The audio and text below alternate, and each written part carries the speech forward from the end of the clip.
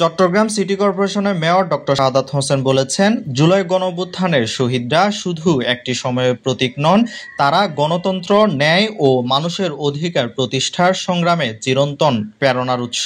তরুণ প্রজন্মের উচিত তাদের আদর্শে উদ্বুদ্ধ হয়ে দেশ গঠনে এগিয়ে আসা। শনিবার বিকেলে চট্টগ্রাম থিয়েটার ইনস্টিটিউট অডিটোরিয়ামে সন্তান ও অভিভাবক ফোরামের উদ্যোগে অনুষ্ঠিত জুলাই গণঅভ্যুত্থান শহীদ স্মৃতি সম্মাননা ও আহতদের সংবর্ধনা অনুষ্ঠানে প্রধান অতিথির বক্তব্যে তিনি এসব কথা বলেন। 16 বছর আগে থেকে 16 বছর থেকে কিন্তু আন্দোলনগুলো চলছে।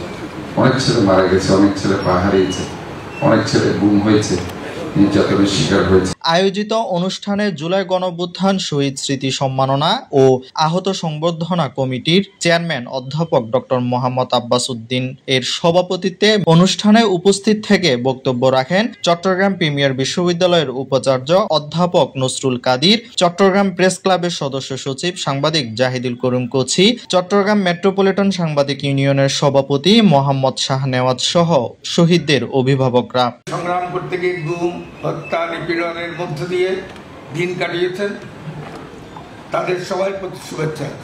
দীর্ঘ 16 বছরের আন্দোলনের ফসল কিন্তু জুলাই এবং আগস্টের মহাবিপ্লব। আমি সেই বিপ্লবী যোদ্ধাদের এবং বাংলাদেশের মানুষের প্রতি শ্রদ্ধা জ্ঞাপন করছি। প্রতি শ্রদ্ধা জানিয়ে আহতদের প্রতি সম্মান জানিয়ে এখানে উপস্থিত হয়েছেন। এই ব্যাপারটাকে আপনাদেরকে কিন্তু পজিটিভলি নিতে হবে।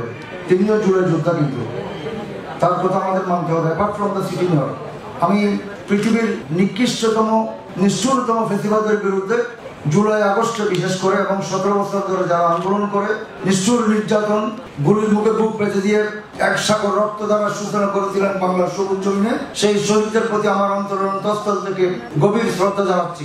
এ সময় সংগঠনের পক্ষ থেকে সংবর্ধিত ব্যক্তিদের মাঝে সম্মাননা স্মারক ও উপহার প্রদান করা হয়। উপস্থিত ছিলেন সংগঠনের সদস্য সচিব ডক্টর শাকিল আরিফ চৌধুরী, সদস্য doctor Shamim Haider Talukdar, doctor Dalilur Rahman, doctor Ishrat Jahan সহ আরো অনেকে।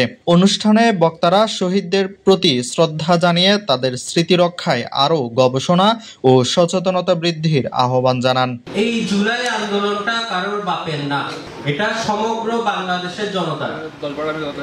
16 জুলাই থেকে আমি যখন রাস্তায় ছিলাম তখন আমার সাথে ইঞ্জিনিয়ার বলেন, ডাক্তার বলেন, সাধারণ মুদি দোকানে বলেন, ইচ এন্ড এভরিওয়ান রাস্তায় নেমেছিল কোটা আন্দোলনের জন্য না, দেশের জন্য, দেশের ডাকে এবং এই অত্যাচারের বিরুদ্ধে দাঁড়ানোর জন্য। আমাদের চোখের সামনে, আমার চোখের সামনে 17 জুলাই বদ্দারহাটে ছাত্রলীগের সন্ত্রাসীরা একজনের মাথায় গুলি করে হত্যা করছে, আমার ঠিক 2 ফুট দূরে। অন্যায়, অবিচার, গুম, খুন সবকিছু থেকে এই ফেসিবাদকে মুক্ত করার জন্য দেশের দামাল ছেলেরা নিজের বুক পেতে দিয়েছিল আর বলেছিল, বুকের ভিতর বইছে জ্বর, বুক পেতেছি গুলি কর। কত রকমের নাটক, কত ধরনের মিথ্যাবাদী কথাবার্তা ফেসবুকে বলার বাইরে আমার মনে হয় এই যারা আছে এদেরকে প্রত্যেকটাকে ধরে ধরে এখন পুলিশে দেওয়া উচিত।